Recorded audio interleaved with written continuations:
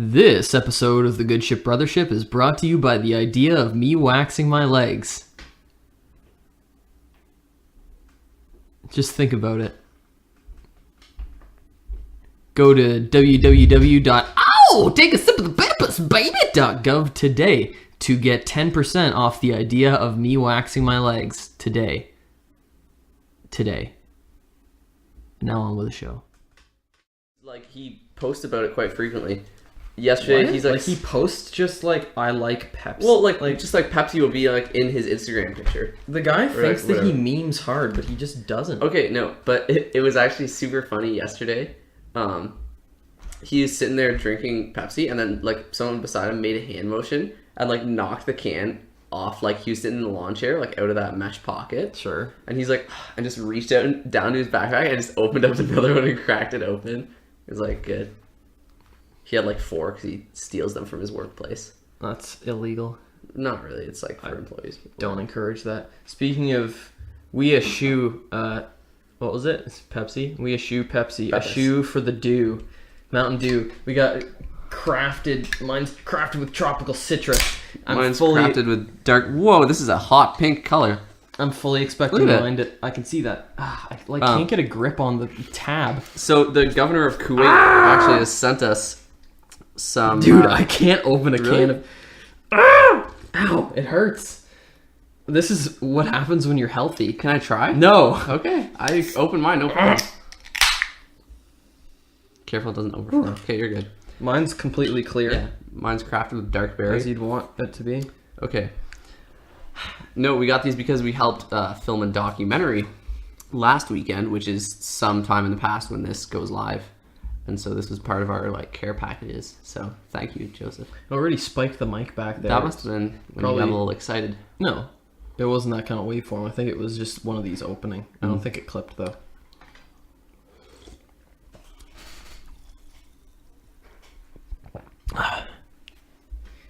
All right, Jason. Let's get this show on the road. We're doing this at 2. We're doing this at quarter after. Okay, no, we're doing this at quarter after 4 on Thursday afternoon before this goes up, and it feels super strange because normally it's like Sunday and it's 11 o'clock, and we're crouched in the basement, all sweaty and weird. But now we're in the basement, sweaty and weird, and the gray clouds are looming sodden and heavy outside our window. Oh my, this is long. This is a long song. That last repetition always takes me by surprise. You think it's gonna... Oh my word. I thought it was over there too. This is composed by Einon Zur, I It's been a believe. long time since we did this. Welcome aboard the Good Ship Brothership, the only Arts podcast podcast to cover film, music, gaming, literature, and... electric boogaloos. That's fair. I'm Grant, and this is my brother Jason. Hello. What are we talking about today, Jason? Tell me. Today we're talking about As if I don't know. Well, As Grant. if I don't know. Today we're talking about 2 brand new albums. We're talking about 68's sophomore album, 2 Parts Viper, and Big Thief's, I think it's also their sophomore album. Yeah. And it is called don't tell me. We can never remember the name of this one. I got it in my head right now. It's bouncing around. I'm looking at Capacity. it. Yeah. Big Thief's sophomore album, Capacity. 68, I don't believe we've talked about much on this show with the exception of their singles for Knee Jerks. Big Thief, we did talk about for our albums of the year last year because I believe... That was our first episode ever. Yeah, and it got a honorable mention from me, I believe. Number 4. Sure. But now their second album's out, so let's see if it's really good. Okay, so we got these 2 fabulous, beautiful things. Jason's gonna flip Maybe the puppet. fabulous and beautiful, we don't know. Oh, we know. And Eyes Up can be 68. Sure, because they have eyes, those guys. Well, 2 Parts Viper. That's a terrible joke. I hate myself for that. It's Eyes Up. Eyes Up. 68. Okay, who wants to go first? I can. We don't have to flap the pappet again? No. I don't want to flap the pap. I don't want to flap pap. That'd be you know such what a I'm saying? good t-shirt. What? That'd be such a good t-shirt. What would? It just says, flap the pappet. Oh. Like across the front and like bold. Come on, Ben, Jonathan, Emerson, anybody else who's actually listening this week. Let's get some fans. It's the wrong day for this. Let's get a lot of fans, and then we can make merch from every episode. Every episode will have a new T-shirt. Our fans will have a subscription service where you just get a T-shirt for every episode. Bro crate. Anyways, we're going downhill already. Yeah, we are. This is gonna be a bad 68, episode. Two-part Viper. Here's the CD for your visual reference. So 2 years ago, I believe it was, 68 released their first album in Humor and Sadness. This on the heels of frontman Josh Scoggins' previous efforts in The Chariot, and then before that, Norma Jean. Norma Jean I've never really listened to. The Chariot I wasn't a big fan of. I think they're good, but it just wasn't my type of music. 68's first album skewed a little bit more towards my personal preferences. I liked it. I thought it was fresh, creative. I thought there was like a certain amount of joy in the sound, which I always appreciate, but it still didn't really... It wasn't really for me. I thought you liked it quite a bit. I liked it, but I'm just not a huge fan of heavy music. I don't know that I ever sat down and listened to the whole thing front to back. Just because, really, like I've heard all the songs. Wow, you're weird. And like track 9 is so good, and like, track 9? Is that the one that starts off really punky? No, it starts off really soft. So now with Two Parts Viper coming out, I was very curious to see if it would continue the trend of like winning me over album by album. And it really did. I really connected with this album in a big way. I think it is almost flawless and almost definitely... excuse me. Almost definitely my second favorite album of the year so far. Probably behind Kendrick.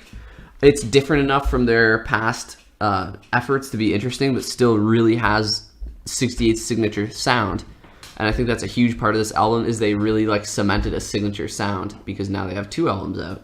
And there's a sort of linearity between the two of them that I really like. This album, I feel like they fully embraced rock and roll as opposed to last album, which was like semi-rock, semi-metal. To be clear, 68 is still a very heavy band. Like, you could arguably still call them metal, but I would instead call them like hard rock. I don't think that you could. You don't think so? No. In Humor and Sadness is, I would say. But this skews a little bit more towards like... I don't think so. I always compare them to Rage Against the Machine. They don't sound that much like Rage Against the Machine, but just in terms of the heaviness factor, if that makes sense. I think it's sort of similar. Yeah. I think they also, there's like a lot of Nirvana in that sound too. And like you're saying their first album could be classed as metal. Well, they sound kind of Nirvana meets Rage Against the Machine meets the White Stripes. Yeah, and that's fair. None of those bands are metal. That's true. So I don't think that they're even close to being metal. And I don't know that I think I would agree with you for this album. I think they fill sound excellently. 68 is just a 2-piece band. There's just Josh Scoggin who sings, plays guitar, and then Michael McClellan drums. And they fill the sound so well. It's like still this bare, fairly stripped down, like elemental sound, but it never sounds like anemic or... You never think like, man, they sure could use a couple extra tracks. There are some moments in the White Stripes catalog where you are listening to it and it sounds a bit too painfully much like somebody who can't really drum playing the drums and a good guitarist coaching them along. And you can just really hear like it's just a guitar and it's just drums, which is fine. And that was the point of it. But there is a certain weakness of sound to it. You also have to bear in mind Meg White categorically sucks, and Michael McClellan is awesome. So Michael McClellan, yeah, he's a very good drummer. They really hold each other up in terms of on record, and I've watched so many videos of their live performances. And Michael McClellan, you know, God bless Josh Scoggin, but the guy is not, you know, Jimmy Page. No. The guy's a fine guitar player, but, like, he is sloppy as all get out because he is, like, never still in a live performance. And Michael McClellan does such a good job of being vigilant on that and, like, pairing his drum sounds and his drum playing up with Josh's guitar playing to kind of create something greater. Yeah. That's one of the things I have here. That's one of the biggest pluses for this album, but it's difficult to quantify in like a review. Is their chemistry is just so apparent. when you listen to it, they just like flow together so well. It doesn't sound like they used a metronome at all for the album, just because like I'm sure they must have. You think so? Yeah. Beats vary so much though. It just sounds so like free and unrestricted. If they use a metronome, I mean, kudos to them, because it does not sound like it to my ears. I mean, with my band, who's recording an album right now, keep your eyes open, people. We have a lot of time changes in songs, and the thing is, if you can peg that, like, every song has an ideal tempo, and when you find that tempo in a metronome, you can stitch together whatever. Yeah. You know, you could stitch together the most drastic transition, and so long as it's the right tempo for the song at each point, it pretty much flows very naturally. I suppose so. Yeah. I feel like I don't really have criticism for the album, but like on a good paper, when your teacher writes like where you should go from here or something instead of like weaknesses, I think where they need to go from here is diversify in tone a little bit more. At this point, I think they've done a good job of... Thank you. At this point, I think they've done a good job of like, they have some heavy stuff, they have some light stuff. It sounds different, but then in terms of like Josh Scoggins' actual guitar tone, it's just not varied that much, and I'd like to see him experiment with different tones a little bit more. I'd like to see what Michael McClellan would do with like a different drum set. Like he has a lot of crash, he doesn't have a lot of ride. Like I saw on Facebook just recently that he purchased he purchased a vintage Gretsch drum kit. Nice. And is going to go drive and pick it up. Just because I think that for 2 albums, this sort of sound has worked out well for them. But if they put a 3rd album where the guitar tones and beats were as consistent, I would be a little bit sad, because I feel like they've been there, done that. Mm-hmm. And then the only other semi-criticism I had is I feel like a few of the tracks just didn't stick out to me as much, and they felt more like stuff that could have belonged on In Humor and Sadness. But that's such a minor gripe. I don't know. It's a fantastic album. There's so much emotion behind it. Like almost no one does emotion like 68. Like Scoggin. And I feel like In Humor and Sadness was a bit more of an angry album. I don't think this is an angry album quite as much.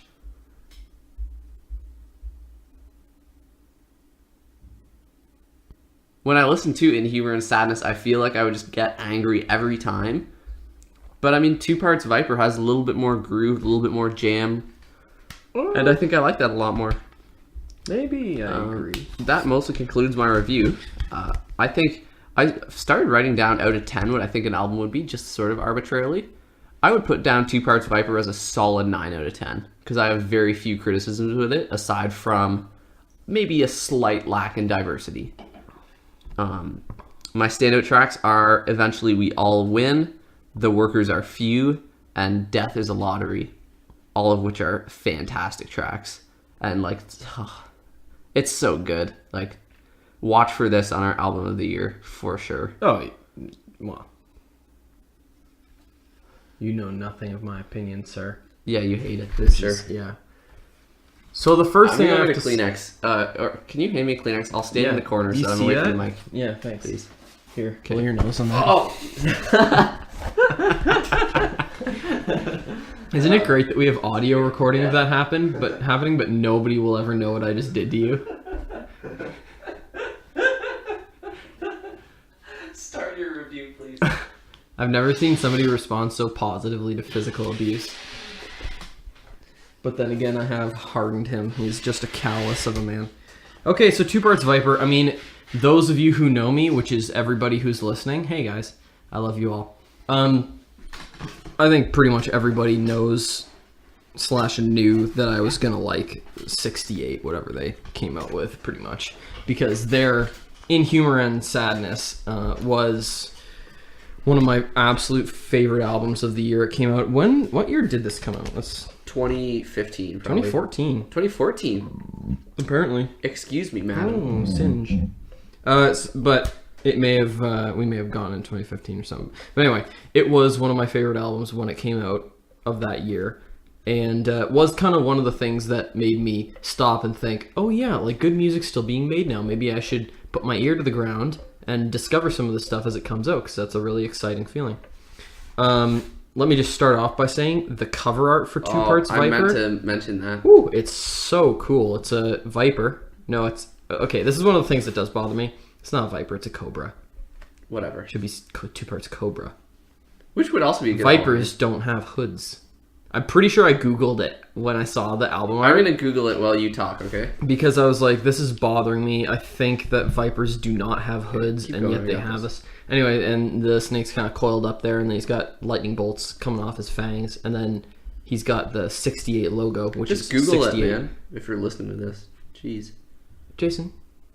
And he's got the 68 logo like on the back of his hood, and then there's just a really cool, just yellow greeny circle in the upper left corner that just says Two Parts Viper, and it's pink and yellow, which are kind of seem to be their colors, or at least pink, and it just looks so good. Like, it's a great cover. The inside of the CD case, I don't care so much for this stuff.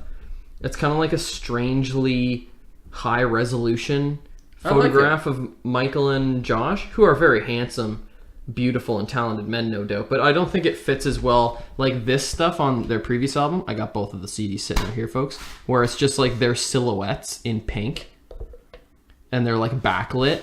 I like that a lot. I like the shot of them, though. I want to see what they look like. I mean, you can see what they look like.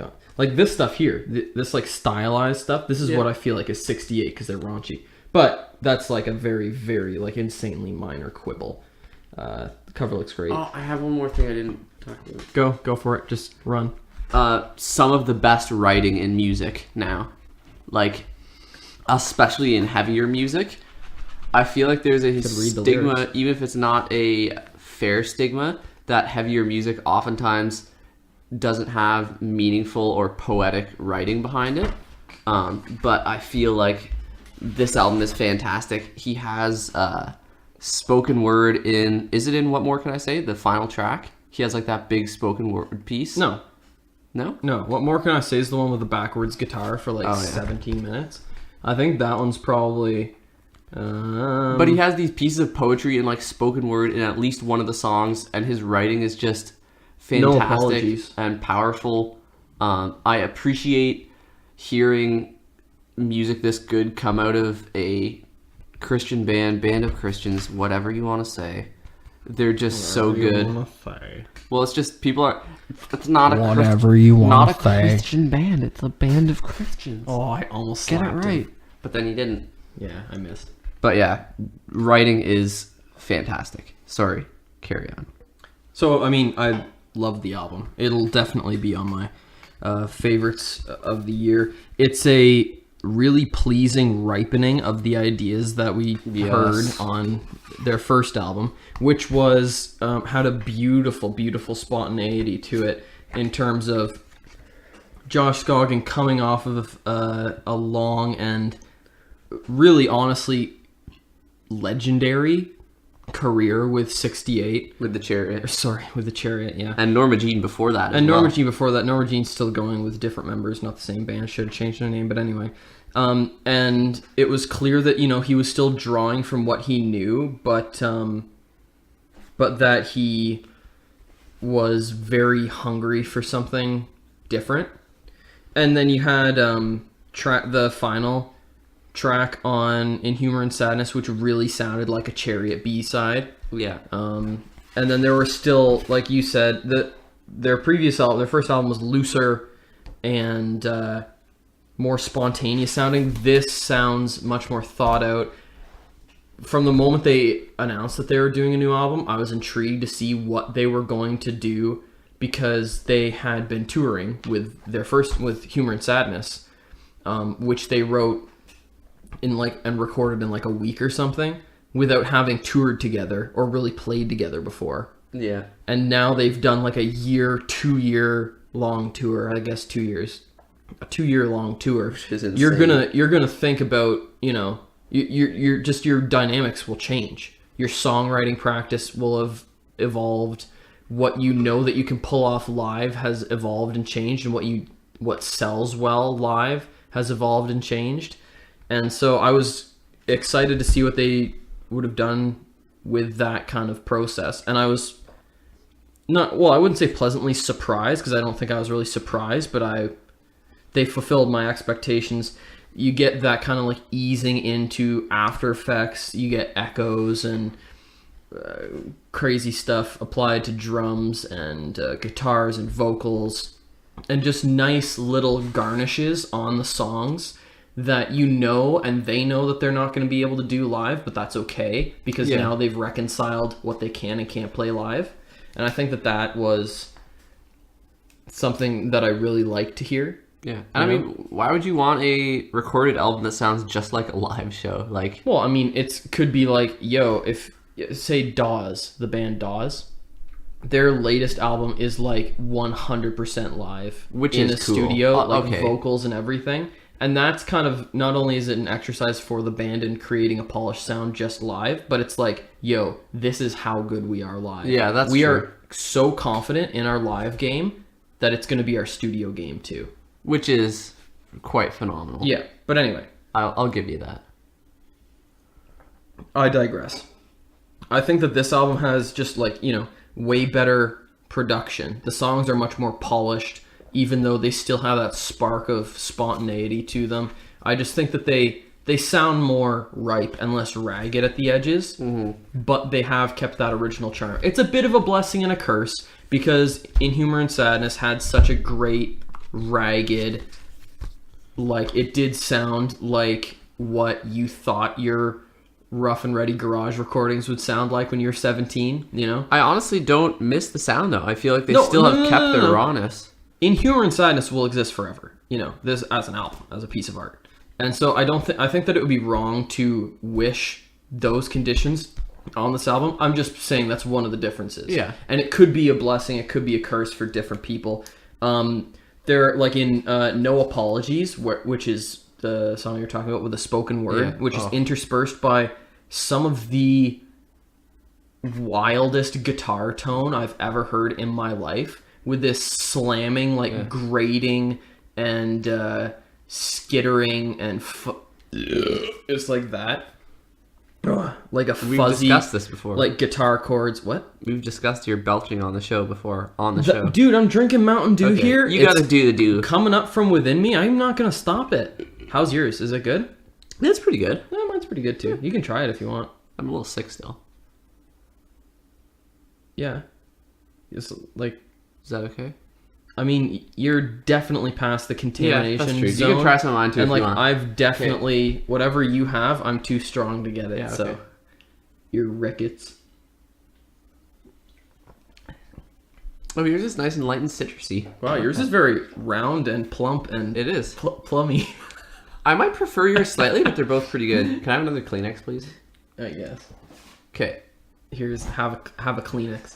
Conclude your thoughts. Oh about this, jeez, man. I've just smashed my monitor. We're all over the place today.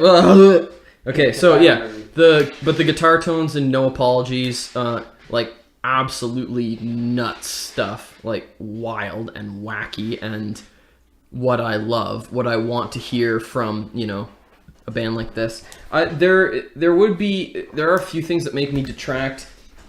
He's got a lot of here I go to get my prop, which is a guitar. He does a lot of this kind of he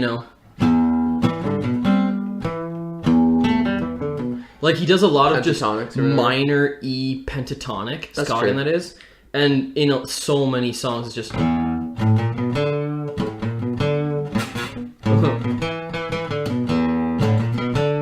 That's true, yeah.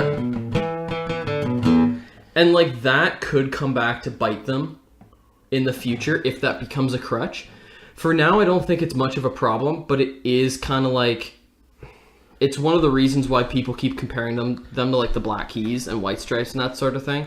And there's nothing wrong with doing that sort of thing. And on this album, there's more chord-based stuff. Is that The Workers Are Few? I think so, yeah. That's such a good song. And this also goes back to what I was saying. I feel like they got away with it and it wasn't too big of a deal for 2 albums, but, don't do it again. Yeah. We'll just play a little bit of this.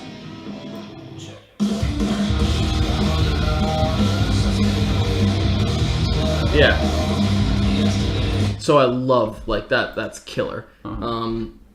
And they did do more stuff like that on this album, but there still is that spark of that kind of thing. Yeah.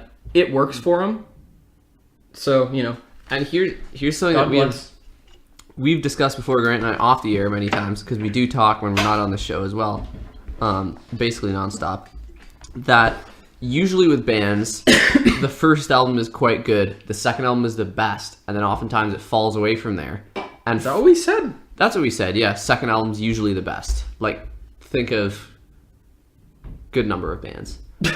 And then I'm thinking of the Killers. A lot of people do think Hot Fuss is better though. Definitely not Cage the Elephant. Definitely. Or did we say that third was the best? No, I think what you're thinking of is games, because we were discussing video games. Oh, maybe so. I don't know. Hang on. Second video game in a franchise is almost always the best because they still have that spark of creativity and exploration they had, and they still have new ideas, but they've refined their game mechanics, so it's empirically better. But anyway, I appreciate the idea. But also, we've said before that 2 good albums in a row is impressive, but 3 is what's really phenomenal. Like, What's up, Kendrick Lamar? I was just gonna say, think of Kendrick Lamar. I would say the Milk Carton Kids, U2, I think had 3 in the middle there. And so if 68 can put out a third phenomenal album, then I'll be like, you guys are awesome. They probably will. I think it'll be. I hope so. But I feel like what they need to do, like, this is an excellent brace of albums. Yes. But what they can't do from here is keep iterating in this kind of like, for the most part, these minor ways. Like you can't keep polishing this, gem, or else it's gonna be nothing, and you're gonna lose all that roughness that you like in this album. So for the next album, they do need to do something a little different, whether they throw on some more synthesizers or play their instruments backwards. I don't know. And overall then, I'd just like to say, I think that this album is less consistently great than In Humor and Sadness, but I think the high points are higher, and the lows are just ever so slightly less. Yeah. I don't know which one I'd choose. I mean, I know In Humor and Sadness so well because I listened to it like crazy until my ears bled. And I'm sure I'll do the same with 2 Parts Viper, but that's just my initial, impression. So my would you standout agree? tracks. Yeah. I want to compare these to mine. Go ahead. My standout tracks. You've got this one on yours too. The Workers Are Few. Yeah. What we just played. It's a really cool song, kind of Nirvana-y. What More Can I Say? Which is the closing track, which gets a little tedious with the backwards guitar when it's just him screaming for like 3 minutes over backwards guitar chords. Not a massive fan, but yeah. But it's an amazing song. I like it as a closer, and I like what it says. And Life As Its Design. I was shocked that you didn't have that on your top 3. I totally thought, because it comes in with just the dirtiest. Death Is a Lottery is just so good. It is. The whole album's super good. And speaking of super good, let's go on to Capacity by Big Thief. You have no idea what I'm going to say about this. So, let me start, because I don't have as many thoughts. First of all, I would like to say, when an album comes out, in a perfect world, I would have a couple of months to listen to it. But since we have to do this... A doable thing is to have, 3 weeks to a month. We listen to most of this over, a week and a half or 2 weeks. So I just want to get out there. In my case, a couple days. I want to get out there. My opinions will probably change. I would like for us to revisit this in a couple episodes, just for 5 minutes. Yeah, that's a good idea. Because I feel like I should start by saying in my review, I think this is a grower album that I would appreciate more over time. So with that out of the way, everyone understands that. Thank you. I think this album is all right, but I was a little bit disappointed by it. I think... Oh, no. Capacity by Big Thief. Yes. Second release by Big Thief. Saddle Creek Records. I don't know why I remember their label and not... Big Thief is a... Cooking vinyl. I would call them an alternative folk band. I don't know what you would call them. Indie rock. Hipster. Indie rock, hipster, trash. They're not they're just hipster trash, not in that they're trash, but... We know what you mean, yeah. Jason. I think the album just drags and drones too much at times. I feel like it's a little bit too angsty, it's not a phase mom kind of thing. I think at this point it probably isn't. Yeah, that that's could true. be a problem. I think the guitar tones, and I'll go back to the guitar more later, are often okay, but I think sometimes they're too much treble, and is it overdrive? I was trying to think of the effect. Well, They use what? Hold on. There's overdrive, and then there's distortion.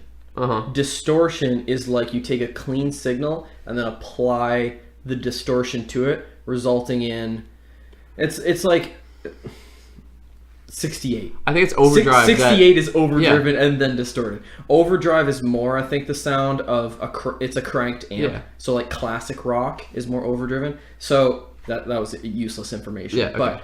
But this album is definitely overdrive. I was saying, yeah, there's so much of that. To the extent that it is sort of uncomfortable to listen to loudly, and not in the rock and roll way, just in that, like, geez, man, roll off the highs a little perforating my eardrums. Yeah, exactly. I think the writing is evocative and creative and does connect the listener to the story being told. I don't think it's on 68's level of writing, but I still think it's well above average, well worth listening to for that, tells a good story. I certainly think that there's... Excuse me. I certainly think that one of the album's big strengths is the writing. I think the drummer actually does a very good job of keeping it moving, keeping the instrumentation connected, really giving a feeling of motion, which I think is super important in a lot of music. I don't think he's exceptional, but I think he just does his job very well, and I applaud him for that, because he doesn't get carried away. Like I feel like a lot of the other members get carried away when they really shouldn't, but I think he kind of keeps it reeled in. I think at its best, the instruments and vocals all blend together to form like this chill music that would be like really good to listen to at nighttime driving through a city, you know, like just this kind of chill, moody but not depressed, lyrics based. What? Well, I think it's more moody than that. It's like you're remembering that girl who you were in love with when you were 14 in the summer, and then you're cruising through the city and you see somebody who looks kind of like her, and you break down crying and vomiting all over the steering wheel and shivering so hard that you set off the airbags. Yeah. Though to say, might not be a bad thing. Also, I want to note, the guitarist makes me so... sad, I guess. And here's why. Hear me out. He's the reason you're shivering and vomiting. Hear me out. I think the guitar sometimes is fantastic. Like I was listening to especially some of the early tracks. There's just so much potential there. At his best, I love his tones. I love his rhythm. I love the composition. I think it's great.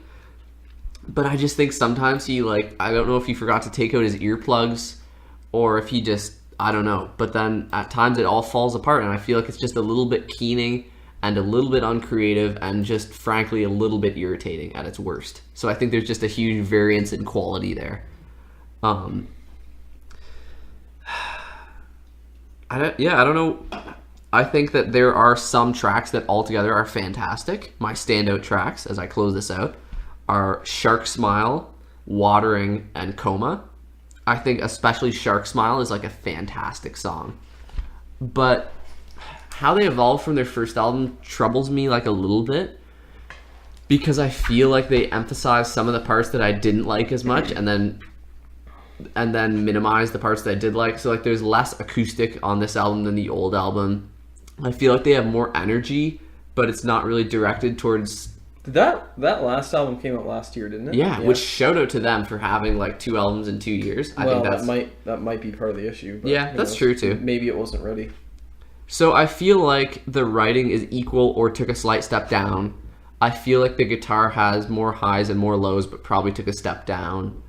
The bass, I realized when I was almost finished my notes, I had no notes about the bass because I don't even know what he does all album. He's just not even there. And then the drummer is definitely decent, but like I think he does a good job, but he's just not a standout, which is okay. Overall, I put down that I think I would give the album roughly a 6.5 out of 10. Yeah. I think it's definitely worth listening to. Writing's good. I'm glad they're making music, but I really hope they can do better next album. Yeah. But I want to keep listening to it, and I want to do an update because it might grow on me a little bit. Pass me the tissue and give me a review. Oh my word. Jason's been sick for like a month. About a week and a half. Like he's got. It is way too long. You have the immune system of like I don't know. No, you know what? Everything has a better immune system than you. Just anyway, okay. So Big Thief's capacity. I'm kind of curious just before I go into this. Mm-hmm. Whoa, that sounded mighty. That burned. Oh man, the citrus. Man, okay. I did the do.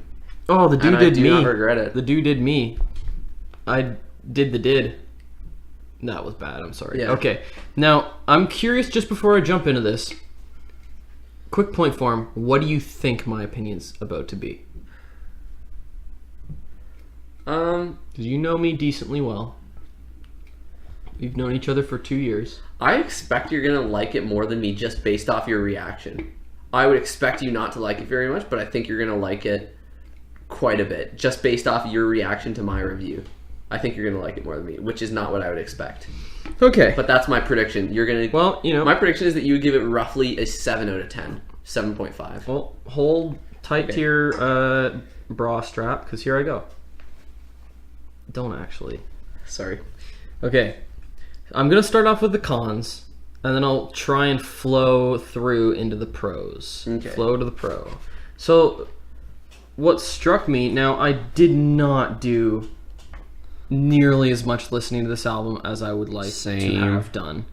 Straight up. And we will revisit both put it of on the these. What? Do you make a note of that? No. I will. No. You don't earn the keyboard earns you. I'll earn your keyboard. No, you won't. That's true. Not after saying that. Okay. Revisit. This is great podcasting. Yeah, why aren't we doing this afterwards? 2 parts because you are all like, no, I was just gonna do it you were. afterwards, and then you have two spaces before the new Arcade Fire after the slash, so that's you're right. too. Well, okay, you know what? I'm gonna poke you in the throat. Do you want me to just do your review? No, let's. Oh, I can just read your notes. 2 parts Viper, and this one capacity. Capacity. I'm sorry. Where are you going? I just have to use the washer. Is it gonna be a long one? Like mid-lag. Okay, well hurry up. Holy Moses. Just review it. No. I'm not gonna review it because he's not gonna understand the, uncanny. I don't know if you can still hear me. You might be doing that little brother thing and like waiting outside the door to hear what I'm saying. There are uncanny similarities between our 2 reviews. But he has almost pegged me dead to rights in that I think I liked this album slightly more than him. I listened to it like 3, maybe 4 times yesterday at work. Through pretty crappy earbuds, which I know. It's not the best way to listen to it, but Neil Young says any speaker's good enough to tell if the music's good. To which I say, then in that case, Neil, why were you selling $1,000 iPod ripoff? Because it had higher fidelity. You old crazy Canadian man. I really don't want to do a cut here, but this is pretty. We're not even at 40 minutes. This is kind of unprecedented, everybody. This could be our shortest episode of this show ever. After this, we're also doing a Knee Jerks to the new Killers single, The Man, which I heard in passing once this morning. And that'll be up before this actually goes live. Excuse me. Because this is Thursday afternoon. We'll record the Knee Jerks, which will be like super short, and then we'll release it immediately. And then this will go up tomorrow. I think we might do something a little different with Knee Jerks too. I think we might try it in video format and have it timed as well. Because I think, 2 60-second reviews, plus a little chatter on either side. say like 3 minutes, upload a 3-minute video to Facebook, make it maybe just a Facebook thing. Doesn't have to be a YouTube thing. Could be a good idea. Everybody can hear you doing up your pants. Why would you not even do that while you walked over here? It's on my phone. Sure. Okay, so I didn't do any review. I was just telling the figures. people something I haven't even told you. I think we should do Knee Jerks' videos from your phone. From my phone? Yeah. Because like if we're doing 2 60-second reviews of like a single or So something. like still with audios with the ribbon mics? No. No? No. Just make it like even faster, more immediate. Just shoot a video with your phone on the Gorilla Pod and then just post it to Facebook. Let's do that right after. Yeah, that's what I told them we were gonna do. Where is the Gorilla Pod? You must have it. Yeah, it's in here.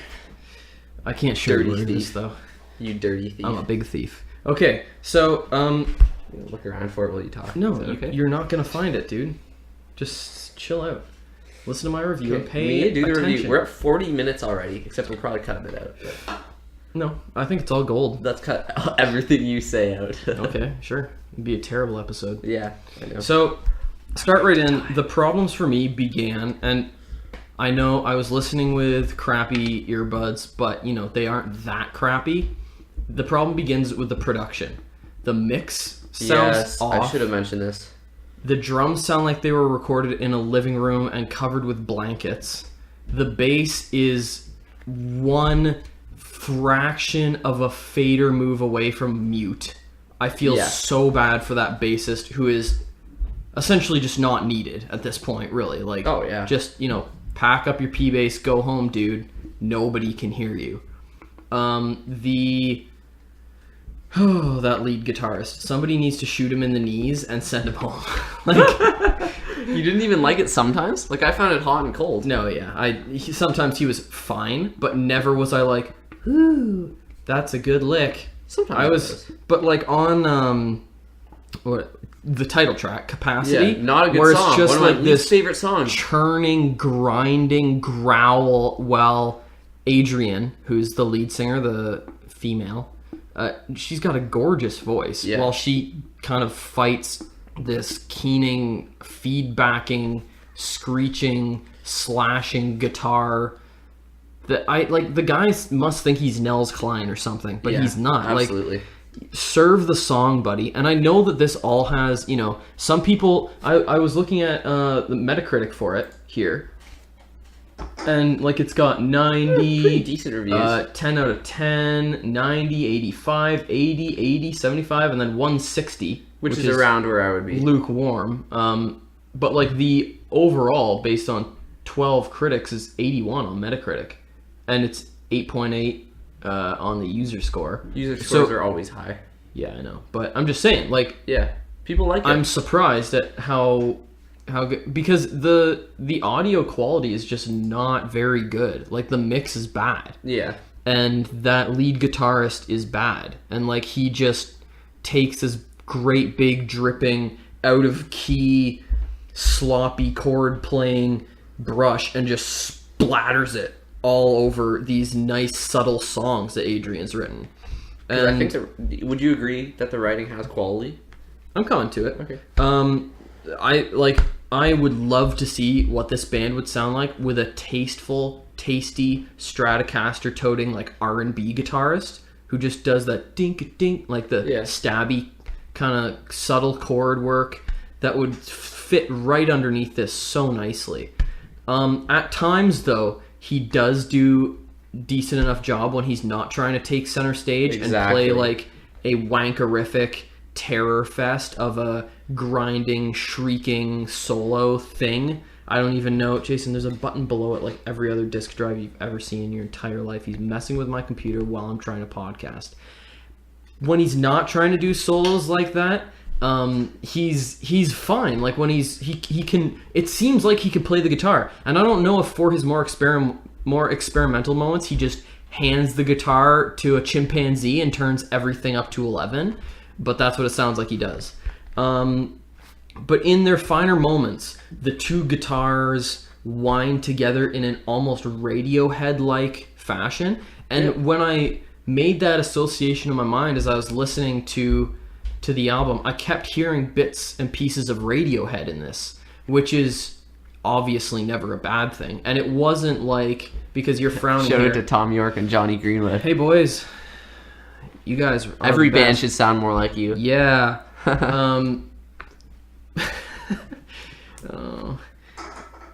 Anyway, you're frowning as I say that, so it's definitely a subtle thing. It's more in the chord choices and maybe the vocal melodies in one or two spots that really evoke Radiohead for me. But that's there, and I like it. I think that Adrian Lenker is their lead singer. Oh, and here my notes say Coma sounds a lot like Radiohead to me. Yeah. Just the way the guitars work. Adrian's a very, very gifted songwriter and a great vocalist. And on a number of occasions, I was given the chills. And on a number of occasions, I think the songs transcended, Poor production and grinding guitar. Yeah, they got through it, especially when the guitarist wasn't playing. They got through it and, imparted something to me. And that's what it's all about, right? I mean, 68 did that a lot more, but... And still sounded good. Yeah.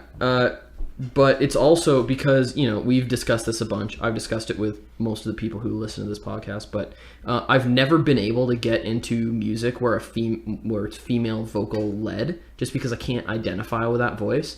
But with this, I found myself, kind of identifying, aside from Sia. God bless you, girl. Girl power, you go. But I did find myself identifying and meeting these characters and understanding the stories in the world and conjuring up images. And that's a great compliment. Like, she is just a great lyricist. I think so too. And she needs to not be in this band. Because the rest of the band with the tepid din, din, din, like I think the drummer's okay. The drummer's understated. Can you imagine what she could be capable of with like the dude from The National? Like not him specifically, but somebody who takes cues and like actually puts muscle and spirit into drumming. But I would like to throw out, I think that the understated drummer is super needed compared to the guitarist. I feel like even a good fancy drummer would drag him down. But you listen to like the song Capacity. Yeah. The drummer and the guitarist are on opposite wavelengths. Yeah. Oh, the guitarist thinks that he's in like early David Bowie, and the drummer thinks that he's playing jazz, and it's like, what are you guys doing? But I did, I think the songwriting's good. I think Adrian Lenker, I really hope that she has a long, successful career, and I hope the guitarist doesn't. I hope he has a short and unsuccessful career, and I hope that, no, I don't. He's not horrible. He's just pretty bad. He's quite bad, and I would love to see Adrian, like, get a larger band complete with, piano and maybe a horn or two and some excellent musicians together, and like hear a more fleshed out, soulful rendition of these songs that are just a little too hipster for their own good. I feel like the first album, which I looked up and actually has a 79 on Metacritic, so worse, like lesser regarded, which I find interesting because I liked it much more.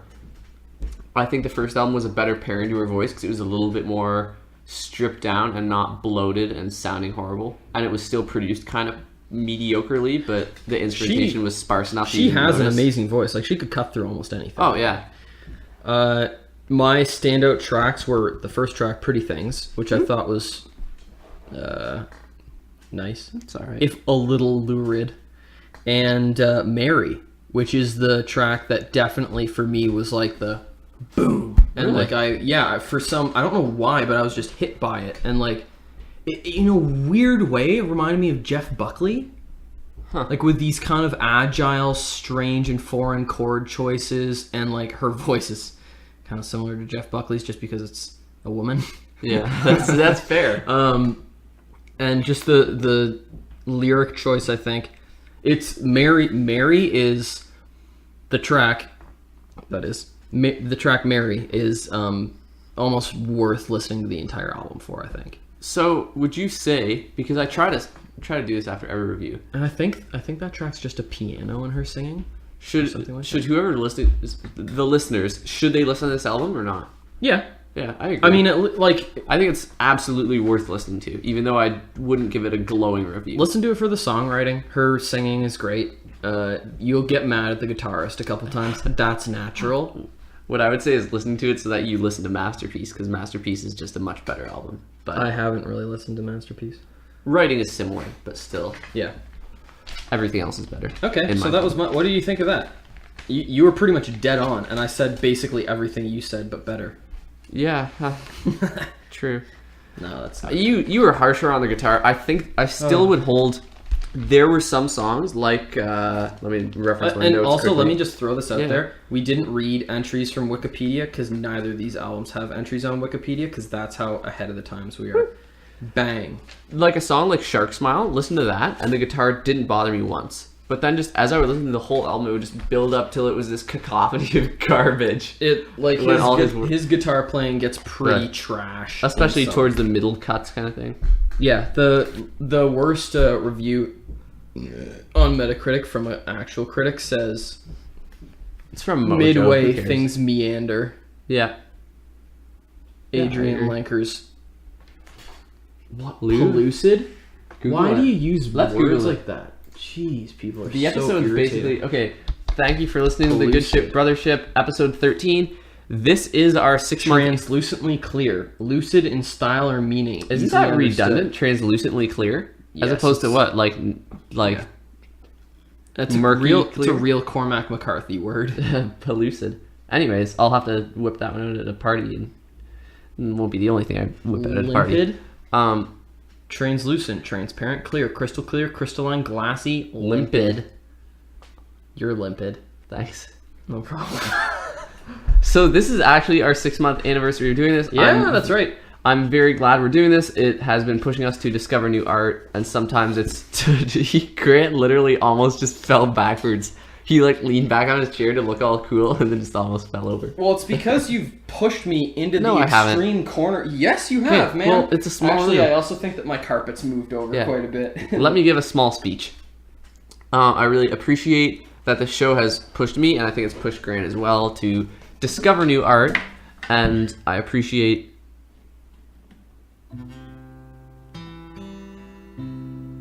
Thanks, man. And I appreciate the conversations we can have with all three of you who listen to this all the time.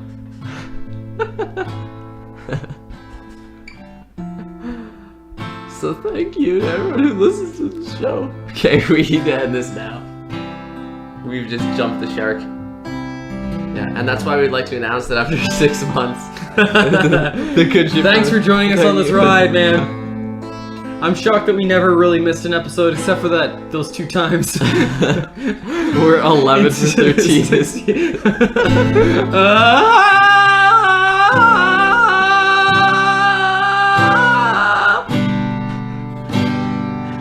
What are we talking about next episode, unironically? Jason, we don't know because we're so behind. Dude, it's Thursday. The What are episode's- we doing for the next episode?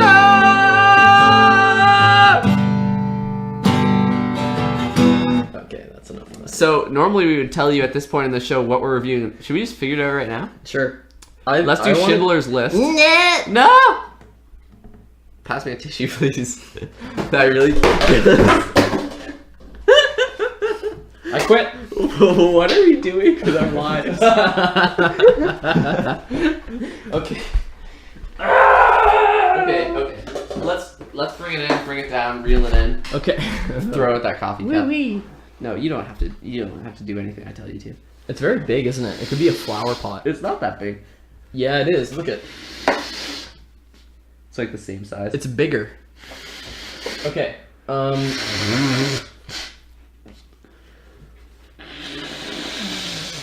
This is good podcasting right here. I think that next.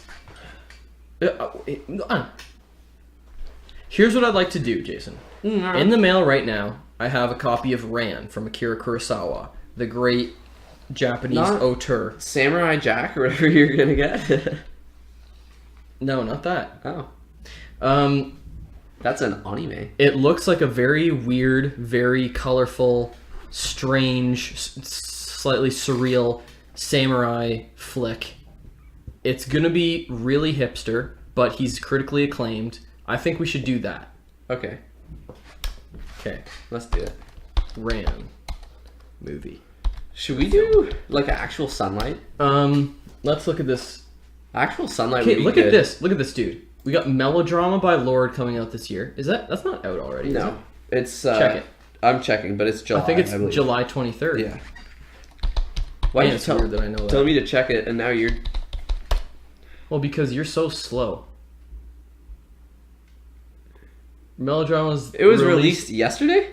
Excuse? No. No, tomorrow. Oh, whoa! Oh, That's cool. okay. So it's coming out tomorrow. So we, do we want to? We've had so many we albums. have to buy it because it's not going to be. No, well that's fine. We will not be able to listen to it for free. I'm good for $5. No, you have to buy the whole thing. Yeah, okay. I bought 68. But you also got the T-shirt, so. Yes, you dirty scumbag, because I paid for that too. Oh wow. Okay, so but just look at this. Melodrama Lord's coming out. We got new Killers coming out pretty soon. I'm so excited and for that. new Arcade Fire, which No one cares. No one cares. I'm definitely gonna give that a listen. Yeah, we'll review it. Let's see. This is a crazy year for music. Can we just do actual sunlight though and call it a day? I like how this is completely just devolved into us just farting around. We and can Googling cut things. it. I just we want don't need to cut no, this out. Who cares? Yeah, it's gonna stay in. No one. It's not like we're losing listeners, Okay, right, it's guys? called Everything Now. Guys, hello. There. Ben's like pulling into his driveway, like, oh, Lord above. When will my Oh, it's not even called that. Everything Now. I'm Johnny's talking listening? tired. Like, when will my husband return from the war? Yeah. No, that's not it. Look at this album cut. I've seen it. I've Isn't seen it gorgeous? It is. I would like to. What Yeah. a gorgeous album. We're talking cover. about the Arcade Fire's upcoming album entitled Everything Now. Everything Has beautiful Now? album art. Such good album art. Who knows what the album's gonna be like? Because they're loaded as heck. Wow, do they ever? He looks so pretentious. I just want to slap his face. Because he's from Quebec, man. Okay, that's true. Don't rag on him just because he's from Quebec and he's stupid. Yeah, true. But we got that, and yeah, new Killers, which is wild. I have high hopes for it. So I just So really would like we're to do gonna another Ran- game. What's that? Red? Yeah. So Yeah. we highlight all our stuff. We color code all our stuff. I think we mentioned that before Yeah, in an I think episode, so. but who cares? Nobody listens. And by which we mean ideally we would color code it, but since we're never ahead, it's always just black. Yeah. That's not true. So if we're doing a film, personally, I think it would be so much fun to do Papers, Please or Or a actual game. Sunlight. I said since we're already doing a film with Rand. I see. Since we're doing a film. We've done so many albums lately, and we did books not that long ago. 'Cause we did do Andrew's Dream of Electric Sheep. I think actual Sunlight would be an interesting one, and a foil to like a silly Akira Kurosawa movie. Silly? Well, he's like a little bit absurdist, isn't he? I don't think that's really. You don't think silly. so? It's an adaptation of Shakespeare. It's like the most highbrow thing we'll have ever done on this show. No. It's Jason. Casablanca. Jason, no. Casablanca's like everybody's seen Casablanca. So does that- everybody's Jason, highbrow. shut up. This is a 1980s adaptation of a Shakespeare play I by a want to Japanese director. I tried to slap him again. Second blocked time again. this episode. 0 for 2, you failure. Don't worry, I'll punch you in your sleep. Yeah. He's like, that'll show him. Yep. As he lays there gasping. cut it. I would. Well, like, buddy, Buddy. we could do Electric Mud by Muddy Waters. Oh, that would be sick too. Should we do it? But we've done so many albums, and we're gonna do so many more with upcoming stuff. Let's. That's Can we just do I mean, a game? what Can about we- what about Melodrama? Because that's coming out tomorrow. I guess. It's pretty immediate. Just do me a promise. I think this Mountain Dew is giving me a slight headache. Yeah. Yeah, I think it's the aspartame's killing me. There's no aspartame in that. Yeah, are you That's sure? That's not diet. Water, sugar, white grape Let's juice see. concentrate. Why is there grape in it if this is the Citrus. citrus one? Grape is citrus.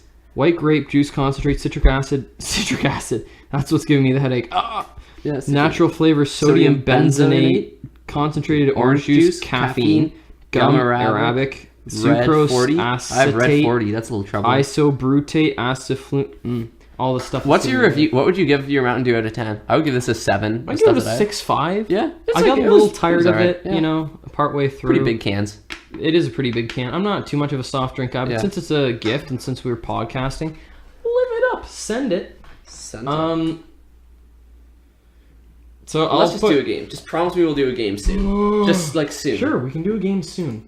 Like never. If we order, we order the BioShock collection, we could do BioShock Infinite in a month. Oh, we could, or we could do like Lovers in a Dangerous Space Time or something else that we've been playing. That'd be good. Rocket League. Lovers in a Dangerous Space Time isn't. Our review of Rocket League would be a scream that goes on for 1/2 of an hour. But those games aren't really that story driven. Like they don't appeal to people who don't like games. They're fun though. They are fun. People who don't like games would like Rocket League. And probably Lovers in a Dangerous Space Time too. Probably. Okay. This is you no longer really shot yourself in the foot there. This is no longer okay. Yeah, bye everybody.